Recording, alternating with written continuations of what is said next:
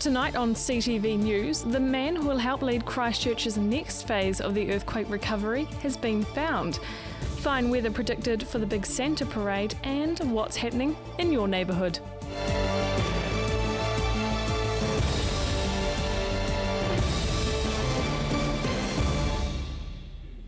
Kia ora, good evening. I'm Emma Jane McLennan. Arts Centre Chief Executive Andre Lovett has been named as the Chairman of Regenerate Christchurch. Canterbury Earthquake Recovery Minister Jerry Brownlee and Christchurch Mayor Leanne Dalzell made the announcement today. Regenerate Christchurch will replace the Canterbury Earthquake Recovery Authority in April and will concentrate on the central city rebuild, what to do with the residential red zone and New Brighton. Mr Brownlee says Mr Lovett will bring positive energy and drive to his new role. Mr Lovett says he will continue in his role at the Arts Centre and is inspired by the challenge of what lies ahead. Kids and adults alike are looking forward to the Santa parade on Sunday. Bridget Rutherford reports. A pirate ship, Cinderella, and of course, don't forget Santa. That will be the trail of traffic along Riccarton Road on Sunday, which will bring smiles to the face of the province's children. But today it was just hard grind for the volunteers who will make it all happen. Well, we have to clean all these floats, as you see, and these are all my helpers. Yeah, they're great. The sound guys are here. Got to get it all set up because tomorrow it's even worse. And by the time we get about 10 huge tractors and 20 cars and everybody else tractor, you can't move around here. The parade will begin at 2 o'clock and will travel along Riccarton Road from Whananui Road to Mandeville Street. And one of the parade favourites will be front row and centre this year. The Red Baron was vandalised in May, but Christ College students got it back up and running just in time. Leading the parade, he's wrapped up over there, keeping him safe. He's under surveillance 24 hours a day. So what can you expect to see on Sunday? We always want the best parade, but it's a safe parade, the main thing. We just want everyone to enjoy themselves and nobody get hurt, no incidents, and just have fun. We've got something for everybody. We always do. Bridget Rutherford, CTV News. The fishing free-for-all on New Brighton Pier could soon be over. Gabrielle Stewart reports. 1 weekend a month, the New Brighton Pier could become a no-fishing zone, and a more permanent solution to problems caused by fishers could be on the cards. Visitors have told the Christchurch City Council they avoid walking on the pier because they feel intimidated by fishers. They're worried about people casting and they don't like the fish guts left behind. The council has installed a no-fishing section, but it hasn't stopped the problems. Next week, they will look at trialling a ban on fishing 1 weekend a month, and they'll also look at the possibility of building a totally separate fishing platform off the pier. Well, I'm totally supportive of working towards the fishing platform. It's something I've been advocating for a while, and I think ultimately it's a win-win situation. He said the pier was built for everyone, so he wouldn't support a total fishing ban. But he believed a ban 1 weekend a month could be a good compromise until a platform was built, as it could be a while away. If the council decides to build a separate platform, it will need to find the money to do it, and that may come back on the community. It could be something that the local community would be prepared to get in and fundraise and work towards as well. The pier was built with half of the funding raised locally, so it may be something that local groups, service groups and others are keen to get alongside. Gabrielle Stewart, CTV News. Still to come, what's happening in your neighbourhood?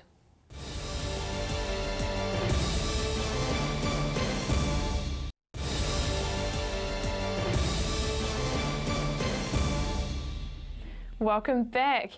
A new program has hit Christchurch, giving the elderly another chance at cycling.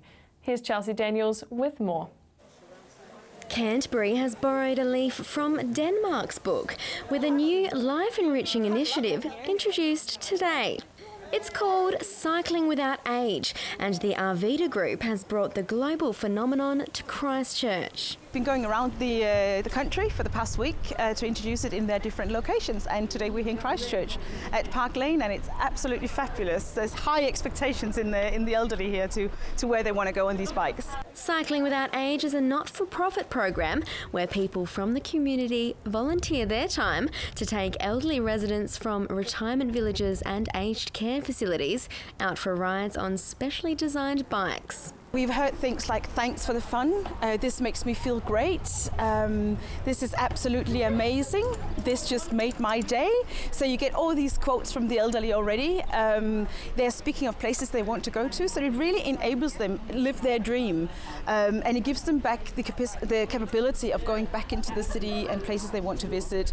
The program is currently run in 26 countries across the globe and is designed to help with mental, social and emotional health of the elderly. Lovett Group has got 21 facilities around New Zealand, and they want to make the bike accessible to all residents in their facilities. So that is at least the first step. And there has been lots of other interest groups around New Zealand who would like to see it started in their community. And what better place to bring the clever new initiative than Christchurch? From what I hear, this is the cycling city of New Zealand, so I think it's very obvious why you should have it.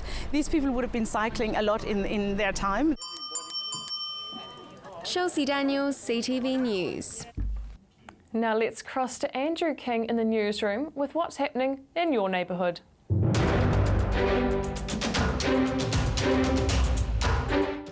Thanks, Emma Jane. The long hot summer is starting to bite.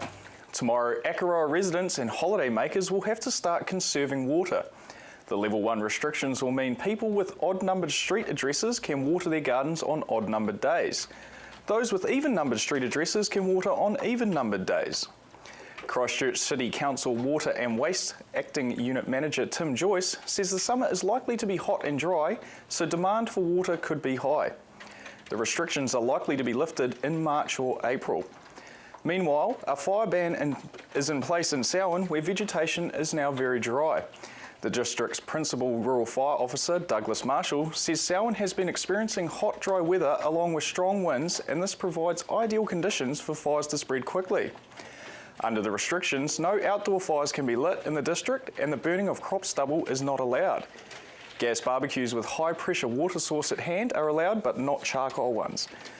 All fire permits previously issued by the council are also cancelled. 13 St Thomas of Canterbury College students will be spending Christmas in Calcutta this year.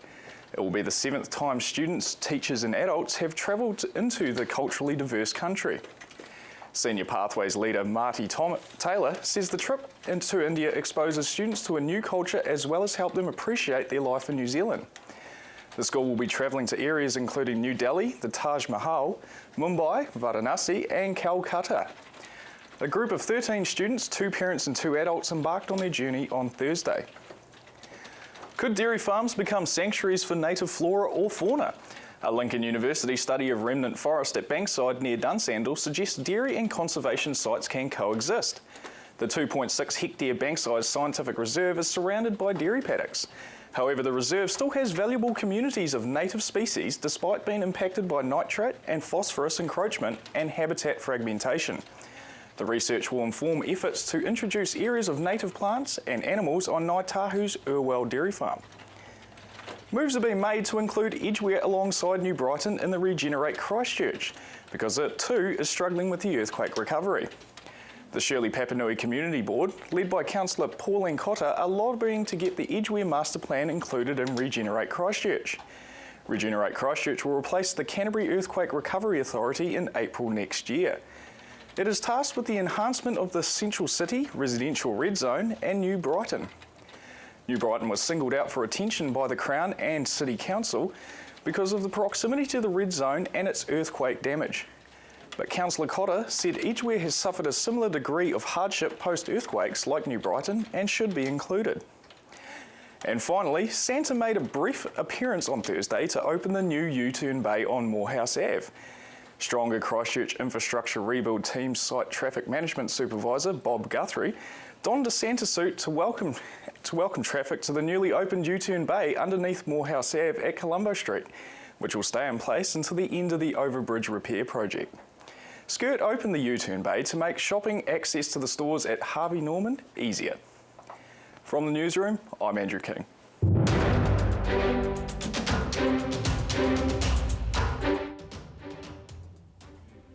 Thanks, Andrew. Now here's Warren Head with business.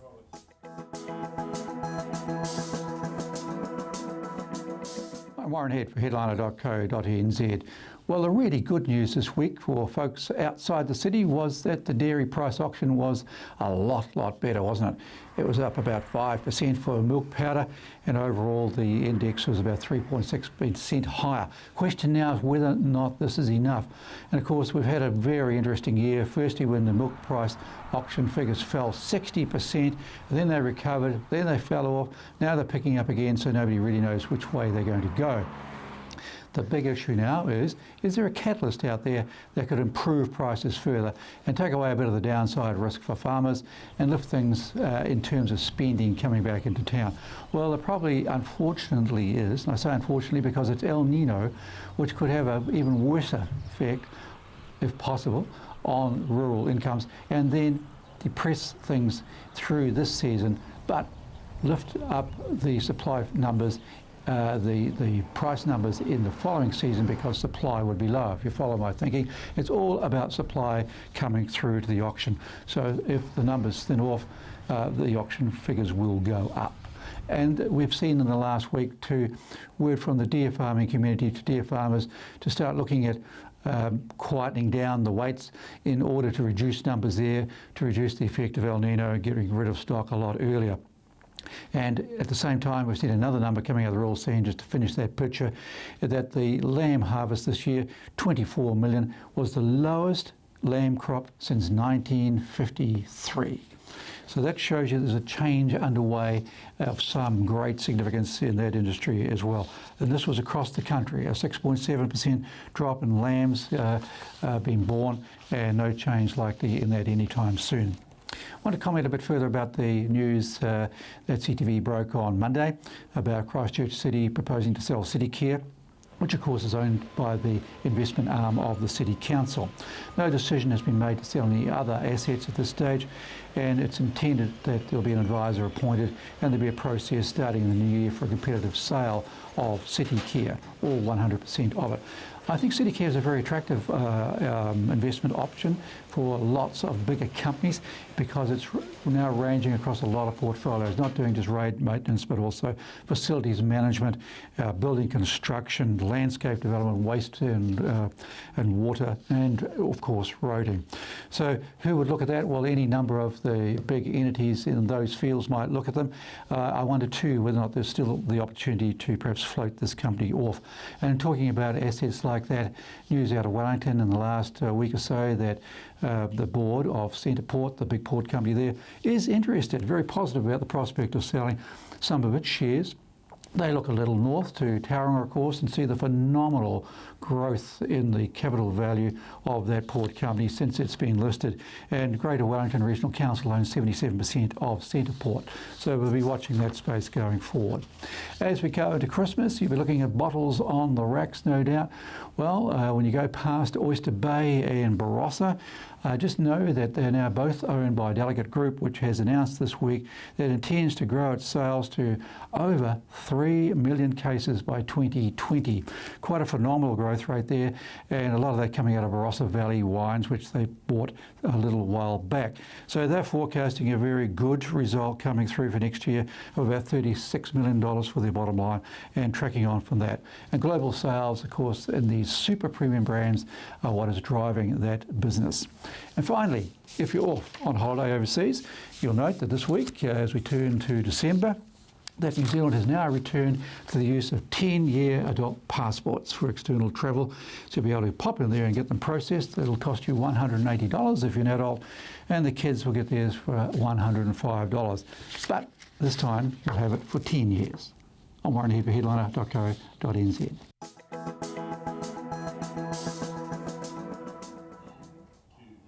Thanks, Warren. Still to come, sport and your region's weather.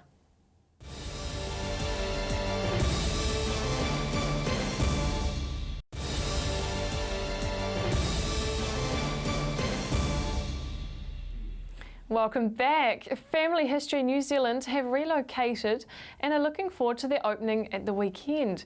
Reporter Chelsea Daniels took a sneak peek today. Have you ever wondered what skeletons are in your family's closet? Are you of royal lineage or a descendant of a mass murderer? Well, the Family History Society NZ has relocated to a wee nook off of Papanui Road and are experts in all things genealogy. Chairman Kevin White says their new patron, Marianne Dalzell, will be a guest of honour at the opening of their new premises tomorrow. She opened our expo 3 years ago, and she said at the time that she was quite excited about being involved in family history and that she would like to help out in any way she could. Well, when our present patron died, we offered the job to her, and she said she'd be delighted to, and she's coming to open tomorrow. Mr. White says the internet has completely revolutionised the field. A lot of our members like to go back to the old-fashioned paper and pen type of approach, but nowadays the internet researching's taken over. The Society has been helping people find their family history for 47 years, with some great stories to tell. Recently we helped a woman who wrote to us from Britain.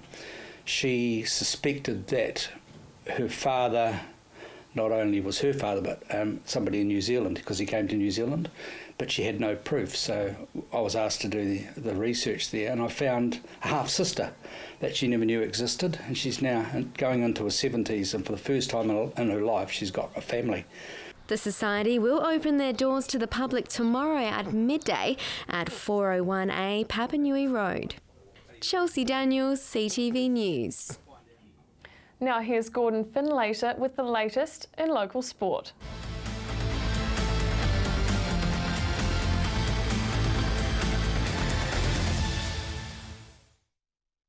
Well, cricket fans are in for a treat this weekend with the Sydney Thunder in town. The Thunder and Canterbury Kings are currently doing battle at Hagley Oval, with the Thunder also taking on a Canterbury 11 tomorrow.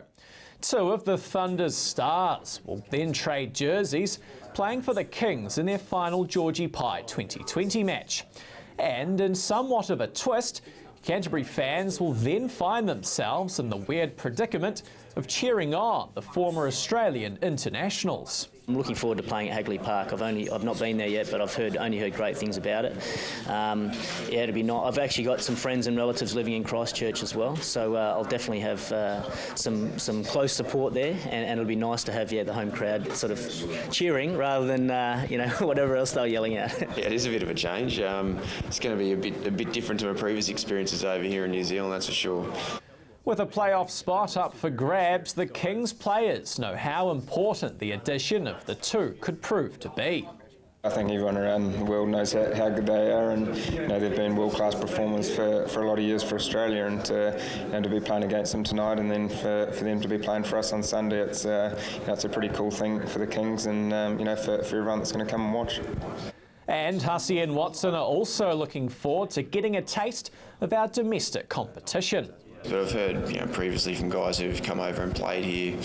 Brett Lee's one of my good mates. He played over in the tournament a couple of years ago. Sean Tate and Brad Hodge. So they really enjoyed their time over here and playing in the competition. So I can't wait to be able to play on Sunday. It's going to be good fun. And Sunday's game against the Central Stags gets underway at 3 p.m. Well, still with cricket, and the country's top secondary schools will assemble at Lincoln University next week for the annual Gillette Cup. Christchurch Boys High will be looking to continue their dominance of the competition as they go for a record 4 in a row. 4 in a row, 9th overall, hoping for, but it's a 3-peat's been done before, but no one's done a 4-peat, so it'd be quite nice to take that one. 3 in a row is no fluke, so what's the key to the school's success? I think it's our depth of our cricketers, and we have guys 1 to 13 that can perform, and if given the opportunity we'll take it, whether with the bat, the ball or the field, and it's guys playing for each other, and we're sort of bonded to this place. It's a very special place, and we love it and play for it, and we've got great support from the parents and the teachers and the students, and it's a real special place. And getting to next week's finals is an accomplishment in itself, with Christchurch boasting plenty of top sides in the region. It's really tough for us, and I know it's the same for the Auckland teams in particular. I would say that a couple of teams in Canterbury could play in the tournament and do really well. So, getting here is half the mission, and then get the work done next week is the next half. And if they can get the next half done, team captain Matt Hay knows how good the feeling will be, having been part of last year's winning side. It's hard to describe because you and your mates out there playing for your school together, having a great week, and it's something they have together, and I think it's something you can leave a legacy on the place, and it's very special. It's hard to put into words really, but a very proud moment last year, and hopefully we'll replicate that next week. And good luck to the lads. It's sure to be better than my Gillette Cup experience, which featured a duck against St Bede's. Well, you're up to date with the latest in local sport. I'm Gordon Findlater for CTV Sport.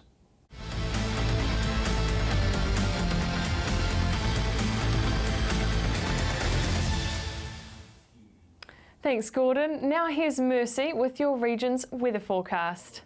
Thanks, Emma-Jane. Well, there was plenty of sun-filled skies out there today, light winds, but we are seeing those northwesterly winds return tomorrow and a bit of rain on the cards. Today's highs for South Canterbury first, 23 for Timaru, Temuka and Geraldine. Central Canterbury, Christchurch and Leeston both took out 22 degrees today, 20 there for Akaroa and a little bit warmer for Ashburton and Methven on 24. Heading further north, Kaikoura, you also took out 22 degrees along with Rangiora, and Cheviot you saw 21. 24 there for Amberley, Culverden and Oxford. Over to the Alpine region, 17 degrees for Arthur's Pass, 18 for Lake Tekapo and 19 for Mount Cook. Now tomorrow, Timaru going to be fine during the day with northwesterly winds. However, we are seeing a southerly change early evening, unfortunately. Could be bring a bit of decent rain for you. Ashburton will also see that rain later on. Great for those farmers though. 25 degrees is your expected high during the day. The Garden City will be mild in the morning. We are seeing a bit of a northwest wind blast through around the midday mark and a southerly change in the evening with rain as well. Showers for your Saturday evening too, Kaikoura. 24 degrees is your high though during the day and 9 for that overnight low. South Canterbury, that rain is actually going to start with you guys around the early afternoon mark, and that will make its way further north as the day goes on. So you guys will be seeing it in the evening. 24 degrees is the high for Darfield and Methven during the day, with those northwesterly winds quite strong for you guys. Heading further north, you'll also see some northwesterly winds. Now they could be quite blustery, particularly for inland places, but they will be changing southerly in the evening, so make sure you've got a couple of warm layers. Might see some decent rain as well. The Alpine region, southerlies for you, Lake Tekapo, bit of rain there too, and 24 degrees is your expected high. Looking ahead for Sunday, unfortunately it's quite chilly on Sunday, temperatures between 13 and 15 degrees. Hopefully it doesn't rain for that Santa Parade in Christchurch. We are expecting rain in the morning and that'll ease off during the day. Rain also for Monday evening and southerly winds, cool temperatures as well. Looking ahead for the rest of the Canterbury region, on Sunday we are expecting it to be cold across the board, unfortunately. Southerly winds easing during the day and that rain will be present in the morning. Hopefully it'll be dry mid-afternoon and evening though. On Monday you might need a couple of layers again, maybe a scarf or two, because it's going to be a little bit chilly with that southerly airflow definitely present and a little bit of rain coming through Monday evening. So over the next few days, great for those farmers on Saturday evening and Sunday morning. Rain coming through for everyone, but we are seeing sunshine Saturday morning and early afternoon for some. That's your update for Friday. Have a fabulous weekend. We'll see you back here on Monday. Back to you, Emma-Jane. Thanks, Mercy. And that's CTV News for tonight. You can find all our stories and bulletins on demand at ctv.co.nz. Thanks so much for joining us. I'm Emma-Jane McLennan. Have a great evening.